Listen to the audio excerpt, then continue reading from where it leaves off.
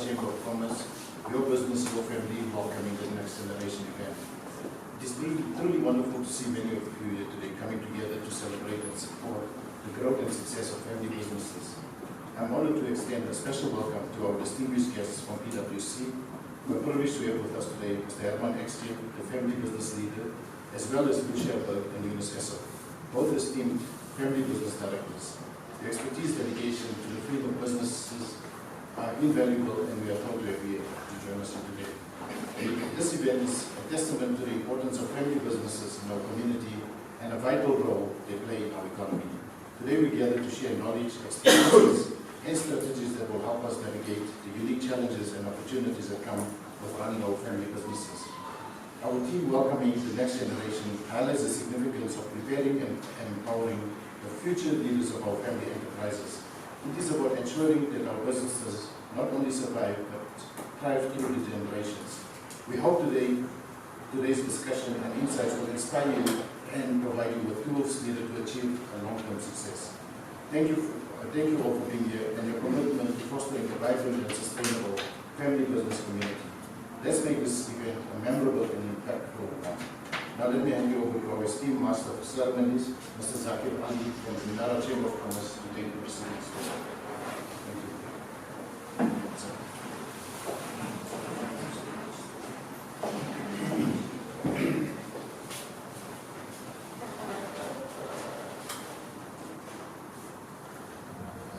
Hello.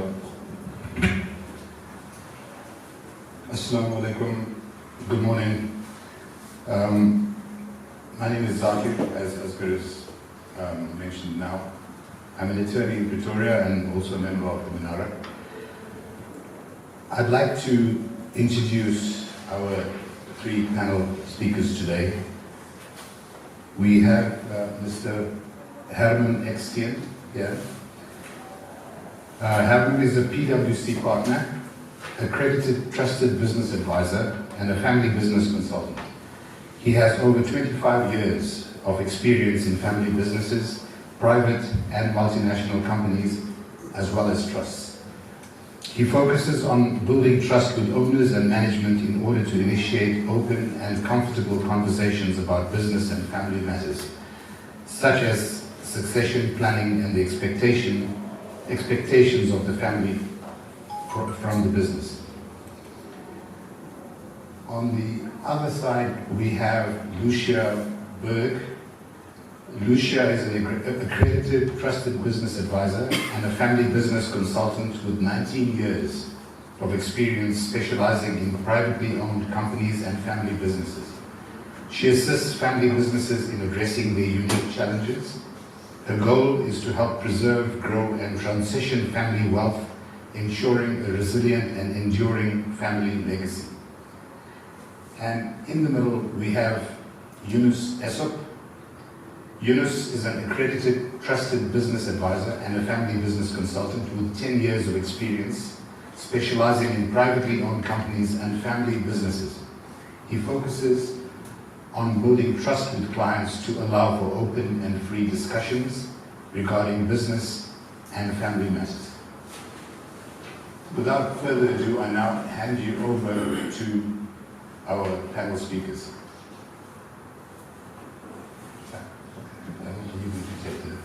I call upon Mr. Herman Eksteen to take the helm. Good morning all. Thank you to the members as well as yourselves and attendants. Also to the members of the Minara Chamber of Commerce, the Gauteng chapter. We're truly looking forward to be sharing some insights. We'll have about 20-25 minutes of a panel discussion around the NextGen, a short video at the end, so we'll ask the assistance of Esquire's marketing manager that we can showcase it, and afterwards then open for discussion if that's in order, regarding questions, insights that we're willing to share in terms of the proceedings. On the table there's a leaflet, a brochure of what PwC private specifically showcase in terms of service offerings, and we service family offices, family business, owner-managed services across all industries. It's not just audit. It is advice to family businesses in terms of fostering where the owner will have a bit of that sharing today, as well as any non-audit services. That would be accounting services, payroll services. Some businesses might need those specific functions, of which PwC provided as a department within the PwC office not far away from here in Midrand that we do offer. So ultimately this is just a short synopsis of it. Secretarial services as well for those of yourselves that have companies. Also a function within that. But happy to discuss afterwards if there's any questions in that regard of how we can assist.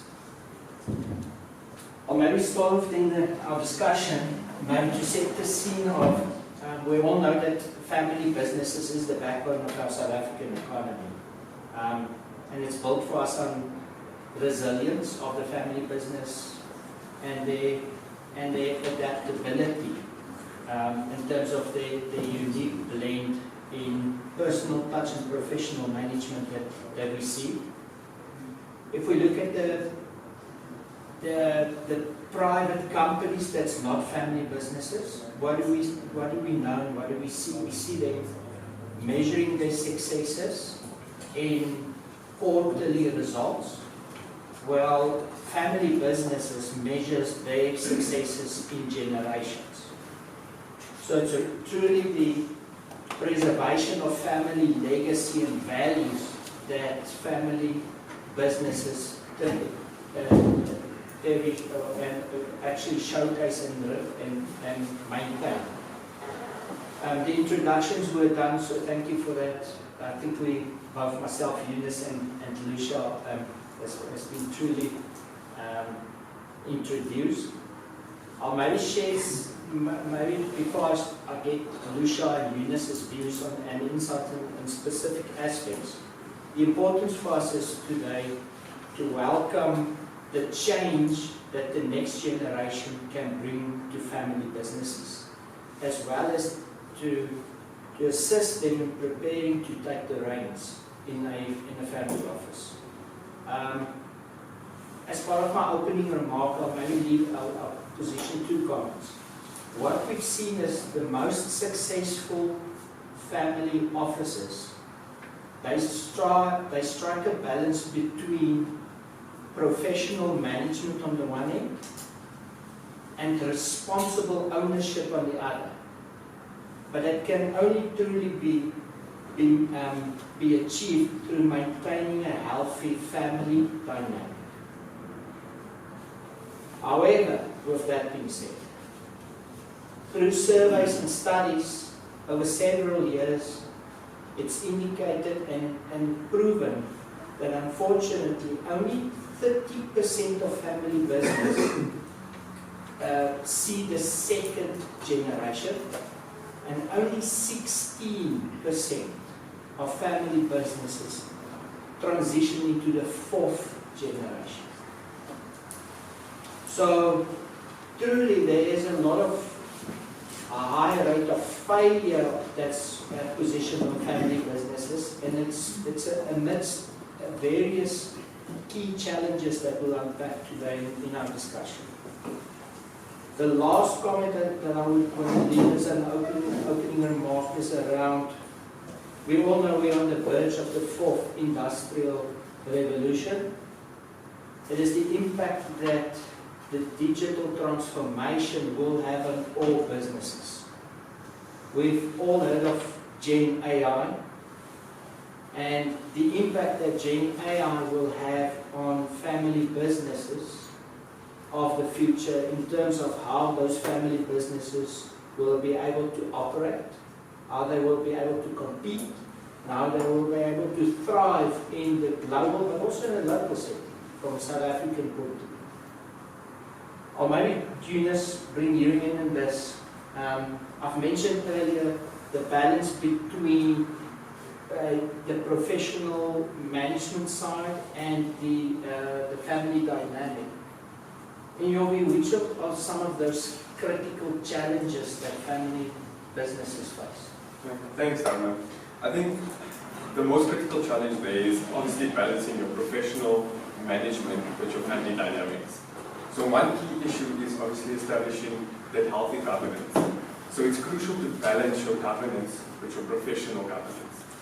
So how do we overcome this? And that's really with developing robust succession plans, ensuring a smooth transition for leadership, and also the next gen that's coming into your families, identifying and developing your new leadership. So obviously with your next gen coming in, your next generation, the next leaders, so also, firming them up to take the reins.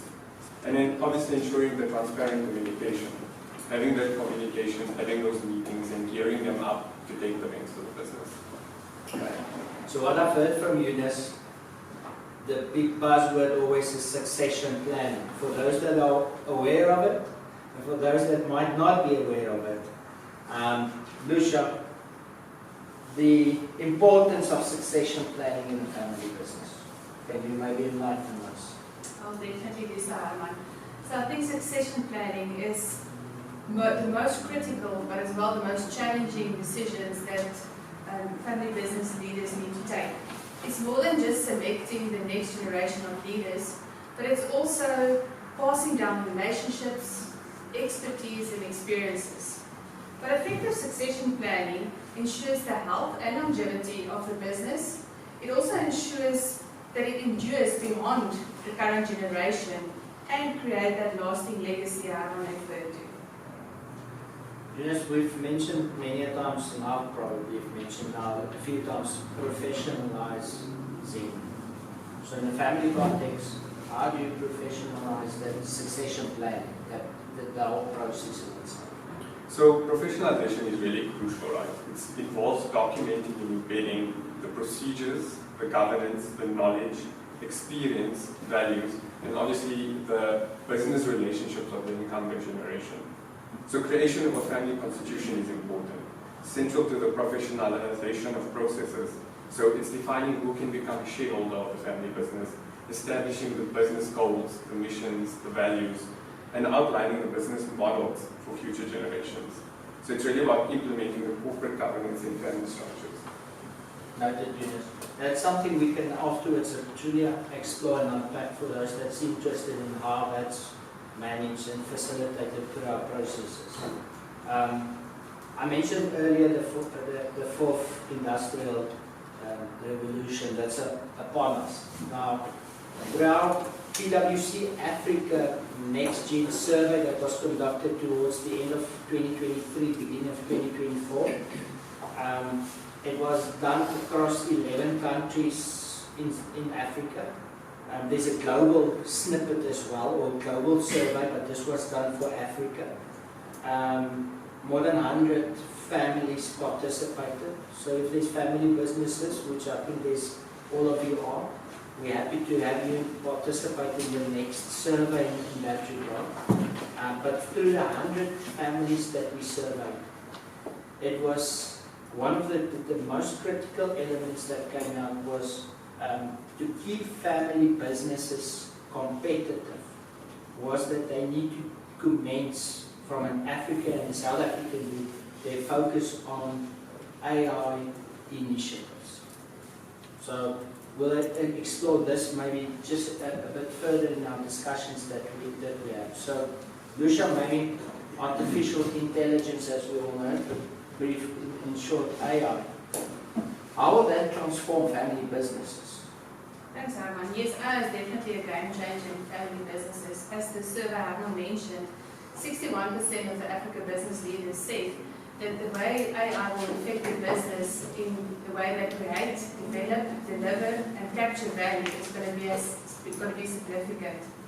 So in my experience, the integration of innovation, and especially now referring to AI, is a balancing act between the traditional way of doing things and innovation. It's definitely a gradual process. First, you need to get buy-in from the current leadership, and then slowly introducing the new technologies along the way.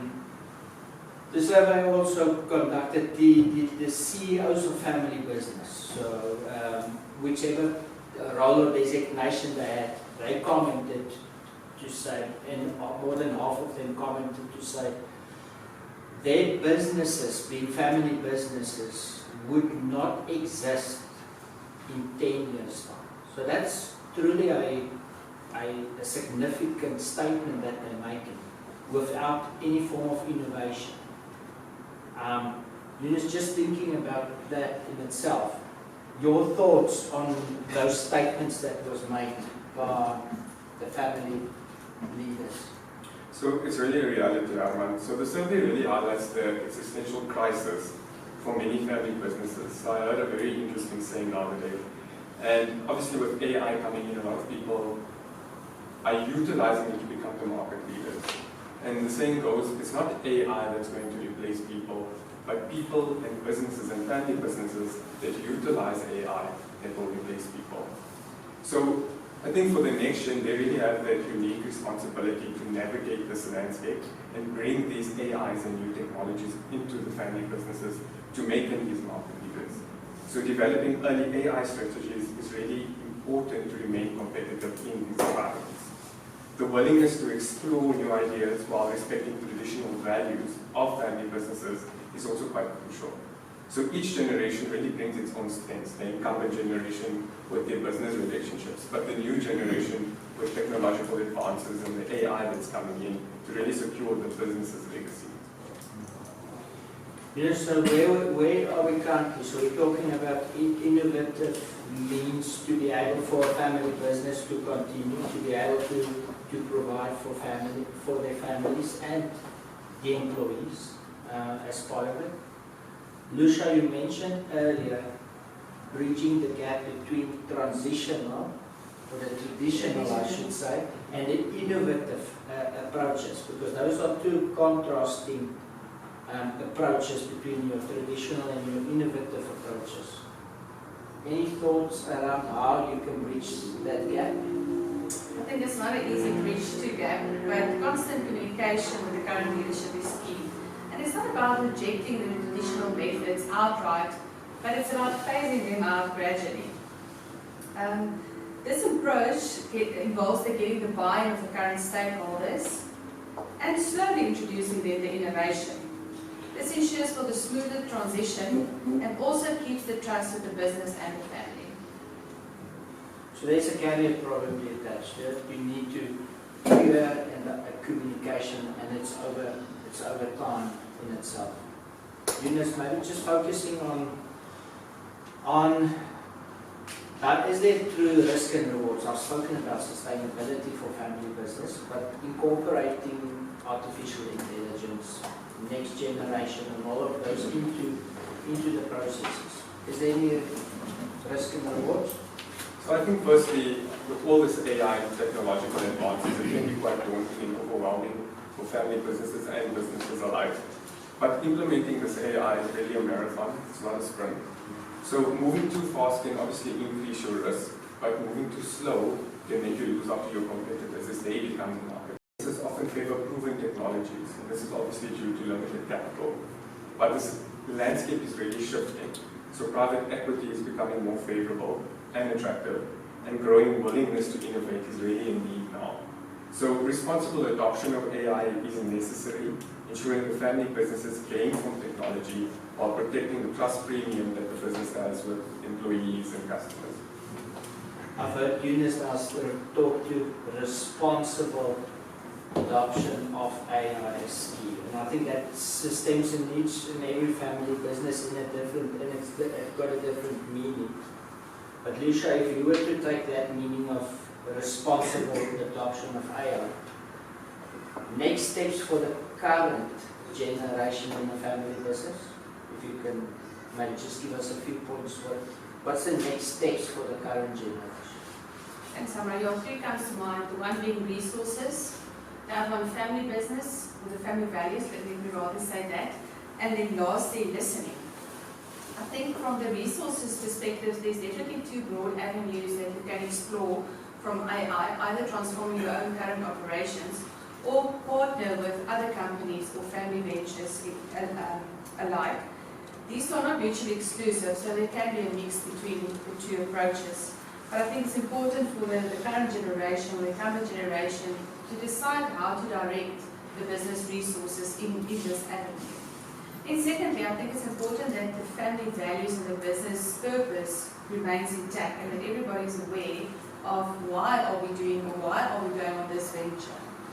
And then lastly, I think important is to listen to the new generation and to hear them out, and then also share from your experiences, because we also transferred, the current generation also transferred from paper to Excel.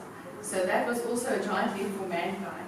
So I think just to listen the concerns and the ideas and then take it forward as a united front. So synopsis, strong and clear communication by the current generation to maintain trust in all facets within the business. Yunus, you're probably the younger of myself and Lucia on this. Next steps for the next generation. So just for everyone in the room, I joined PwC when we were already on laptops. But just for the next generation, and that's also for me split into 3 parts. And it's really getting your license to earn trust. So you don't want to just trust your birthright, you want to get your necessary solid education, get experience in working experience outside your family business, so that when you do go into your family business, you have that necessary confidence to take on that future leadership. Secondly is being clear on your motives. So the next gen should be clear when they want to join the family and what's their passion and what's their motives, not again just joining the family business on their birthright. And then lastly, really becoming familiar with the rules and regulations.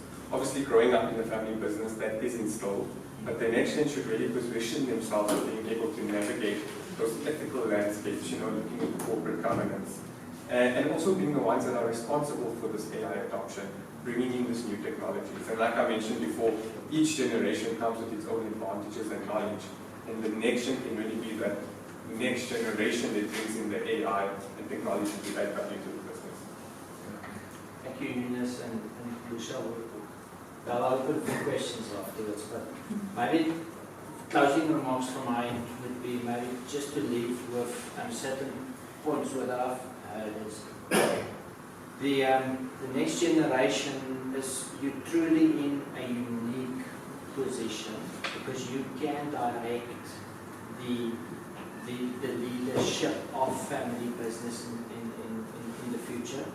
And the reason why I say that is there is basically, you can contribute ideas, you can spearhead initiatives, and also transition that changeover in the leadership roles. I think the next generation landscape from Africa and South Africa is not just merely to propel innovation in itself, right? But it's also to give strategic direction to the family business in all facets of challenges. We all know that there's the big challenge of the digital disruptions that we do have. Maybe that's just where PwC fits in along the journey with all family businesses, whichever facet you're in from a digital or from a transformative position. Also through succession planning and all of the processes we deal with on a daily basis. So we truly here to journey with yourselves. I'll ask Lucia, there's a short video that we just want to showcase, and then afterwards we'll maybe just close it from our end and discussions. So I move out of the way. Yeah.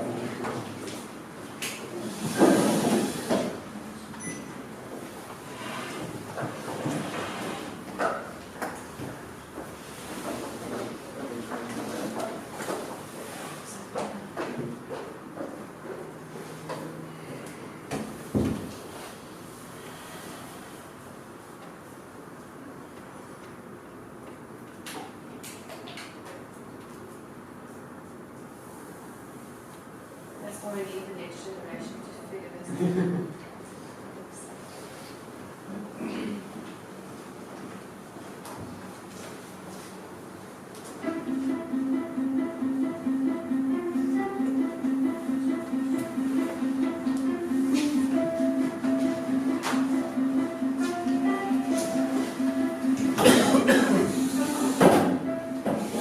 Mistakes were certainly made, but invaluable lessons learned along the way brought me to where I am today.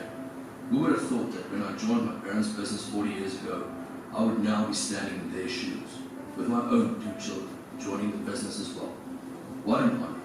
The road ahead will never be straight and smooth, but I will do my best to help them not make the mistakes we made in ensuring our continued legacy.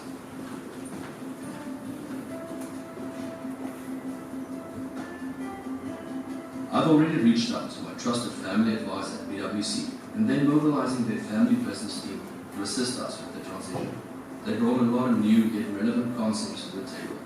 We discussed corporate and family governance, who can sit at the table, what the family's goals and values are, whether we see ourselves as family first or business first, just to name a few. I look forward to delving deeper into each of these in the coming months. One of the decisions we're already facing is how to involve Abishola in the family business of the future. When we adopted her 4 years ago, we never thought it would be something that we would need to consider. She's part of the family, and everyone would welcome her into the family business, if she wants to join. I wonder how everyone's outlook would have been different if we adopted her at her older age, and how would my perspective change if my children got divorced.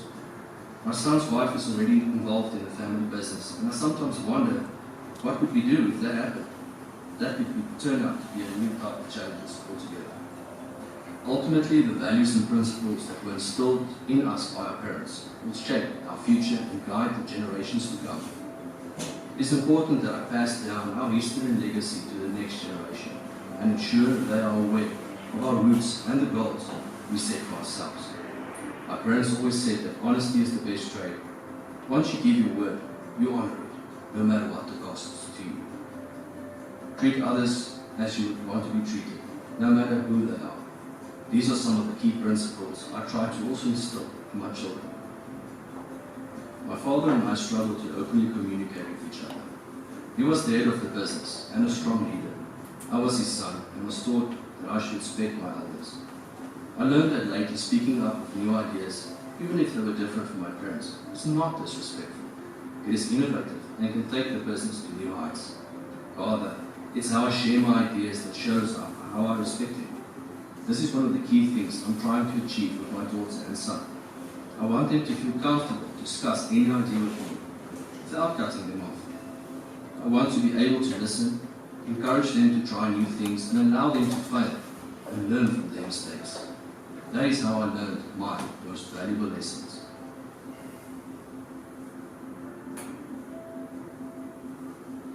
Another challenge will be to ensure that the external board members see the family is treated in a professional manner with fair, market-related compensation. Like all things in life, there's a balance to be found between emotional and economical value. We see ourselves as business first, so we will make sound business decisions to ensure that it lasts for generations. The PwC team has also helped me tremendously with my estate planning. I feel much more assured that my wife and business are well looked after. After the heart attack I survived last year, I realized again how fleeting life can be. What a fortunate man I am. It is on me to ensure that we as a family stay together and we do not allow the business to come between us. It almost came between me and my parents. So now, because we love each other, we will use the PwC team to assist us in drawing up our family constitution and planning our ownership strategy. We will be able to talk about important issues that will help our family business to grow. I'm getting my affairs in order. What about you?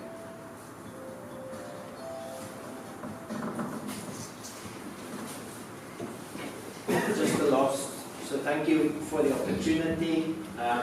We thank you, Minara Chambers, for allowing us, and specifically the Gauteng chapter, and yourself for us to be here. It's truly something that is close to our hearts. We know that all of the discussions that we have is family, businesses is very personal, and we deal with it in that manner, that each circumstances as such is truly personal to yourselves. So thank you. Thank you so much, Herman, Yunus, and Lucia, for that insightful presentation. I'd like to now open up the floor for questions and answers. Anybody that has questions and answers, please direct them to the relevant speakers.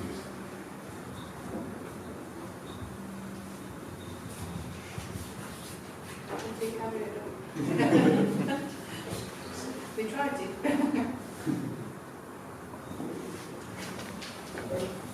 I have one from the floor. How can family businesses strike a balance between maintaining tradition and embracing innovation brought by the new generation? I think that was actually one of my comments, and if you don't mind me elaborating. I think the important thing is not to reject tradition or the traditional way of doing things, understand where it's coming from, have that conversation and bridge the gap to the new generation with the new innovation. And I think the video also spoke about it. It's not what you say, it's how you say it, it's how you approach it. The factors that we mentioned earlier is the open communication, frequent communication with the stakeholders to get their buy-in. And Yunus also mentioned it's not a sprint, it's a marathon. So there was a reason why it worked up to now, but there's also a reason for change. So it's to find that sweet spot, if you will, to merge the two. Thank you so much, Lucia. Another question from the floor. What strategies can be used to ensure that the new generation is adequately prepared for leadership roles without causing friction or resentment within the family structure? So I think, just to add on to what Lucia is saying, and again, we touched on that as well, is that solid education and getting the work experience outside of the family business. A buzzword that Herman mentioned was disruption, and especially the older generation, and anyone for that matter, doesn't like change, right? We all don't like change, we like to do things the way it was. But if we do not go towards those lenses of getting the new AI, getting the new tech, we're going to fall behind as family businesses to other market leaders. So again, getting that necessary education, getting that necessary experience outside the family business, and everyone actually being open to this change while still respecting the traditional values really adds value to it.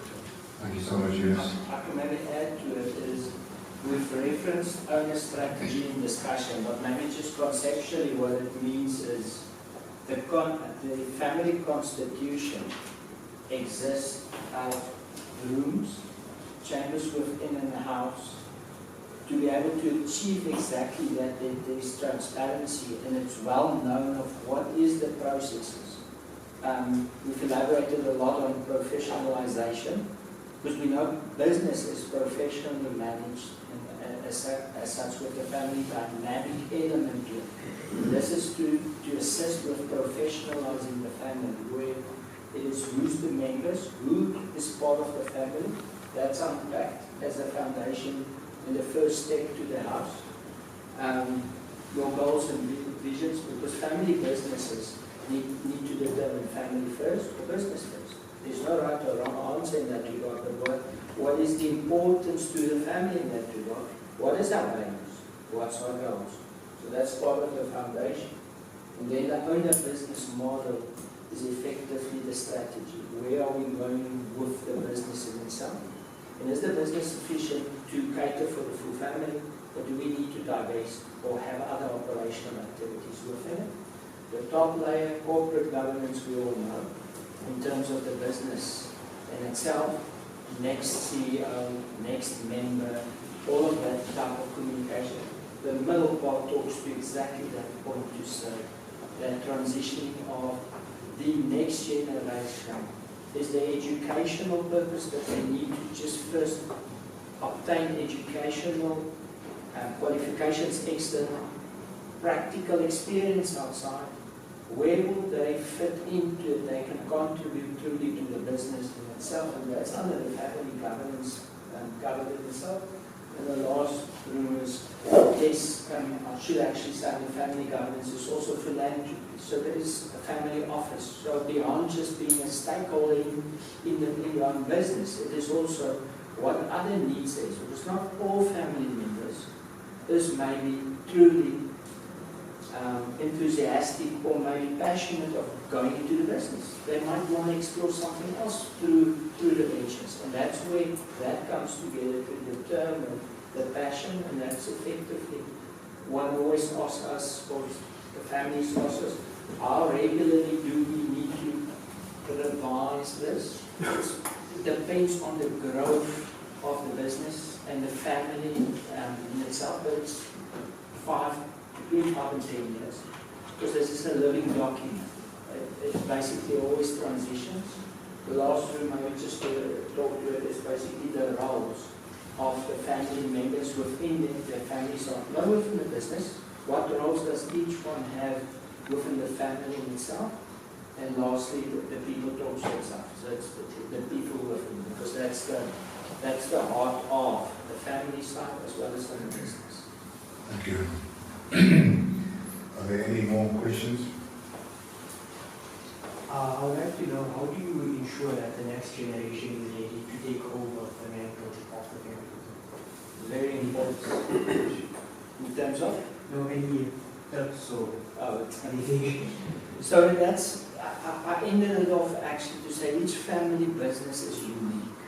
And it's truly the case. The reason for that is the readiness is determined by communication and understanding what is required to be able to take up a specific role either within the family or within the business.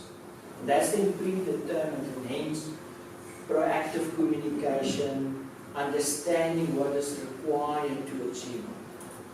Families that we've consulted with, and Yunus and Lucia can attest to it, certain families is of the view that tertiary education is not required as a prerequisite. You can fulfill a position within the business, but you're not going to be as part of the executive committee. You need to start there, but you need to understand the values of the business, and do you work your way through, because through that you build trust within your fellow employees, because you're being an employee, and you're not entitled. You just mentioned birthright. And that's a critical factor. Birthright doesn't give you the specific authority. That certain families are very strict and hard fast on that. Other families of the view, build your experience outside, come back, and we will then assess through the process which is the appropriate role. But through succession planning, it's pre-identified already. Will it be an external party who takes over the managing director, the CEO, or will it be sourced within the family? But that's something that's communicated. And there's also then an exit strategy to the existing patriarch or CEO, because they've got knowledge. So it's basically the mentoring through those processes. So it's a different layered process to it. All the while still respecting, old traditions and the incumbent generation and what value they hold, but also adding that value, like you said, with all the advances with the world, technology, etc. And I think maybe if I can add, it's again, it's not a marathon. It's not a sprint, it's a marathon.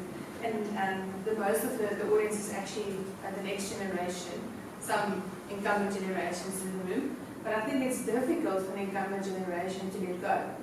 So it's also to respect them in that letting go process, that it's not going to happen overnight. And that we've seen on many of the consultations we've had, that's the tricky part. They know they need to let go, but it's not so easy. If that was your baby or your brainchild that you brought to this point. I think it's back to the tradition versus innovation. It's the open communication. It's not what you say, it's how you say.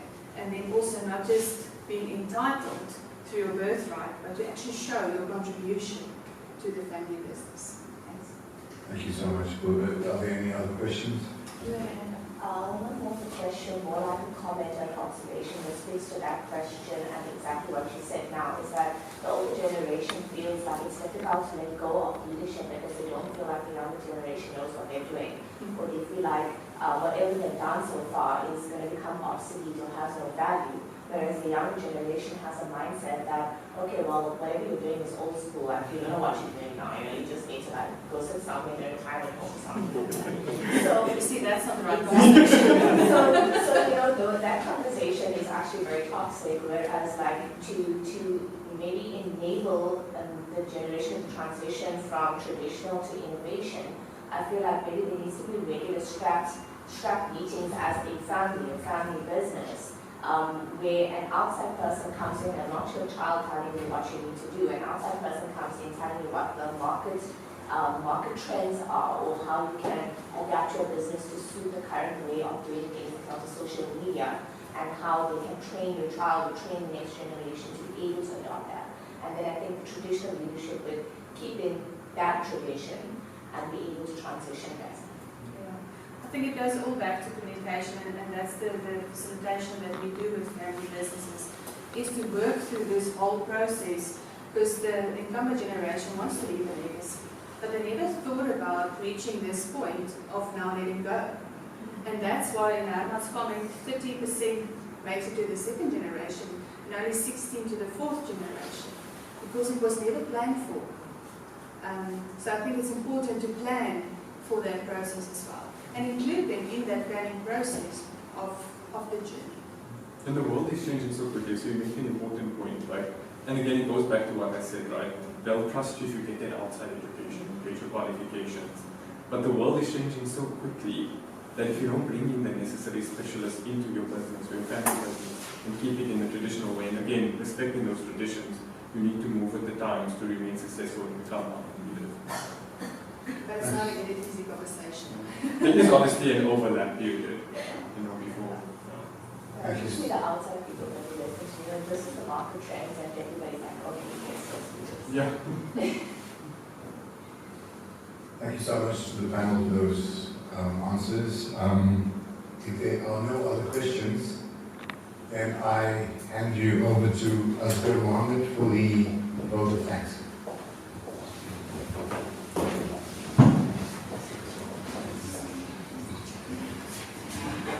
As we come to close our event, the business is really welcome to the next invitation. I'd like to take the moment to express our heartfelt gratitude to those who made this event possible. First and foremost, a big thank you to the dedicated staff of the Minara Chamber of Commerce. A thank you to the Master of Ceremonies, Mr. Zakir Ali, as well as our guest speakers from PwC, Mr. Herman Eksteen, Lucia and Yunus. We also extend our sincere thanks to the staff and resources used from Esquire Technologies. And finally, we extend our thanks to all our guests and all of you that have taken your time out and attend this event. We hope you found this time shared, valuable. Thank you. Thank you.